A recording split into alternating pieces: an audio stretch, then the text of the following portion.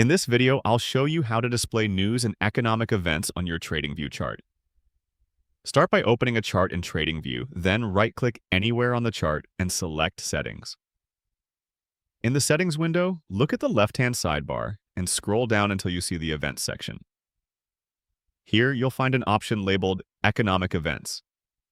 By default, this might be unchecked. If you tick the box, TradingView will display upcoming economic events directly on your chart. For example, once enabled, you may see labels such as ISM Manufacturing PMI with details like forecast and previous values shown at the bottom of the chart. If you decide you don't want them displayed, simply uncheck the box again and the events will be hidden. This feature is helpful for keeping track of important news that could impact the markets without having to leave your chart.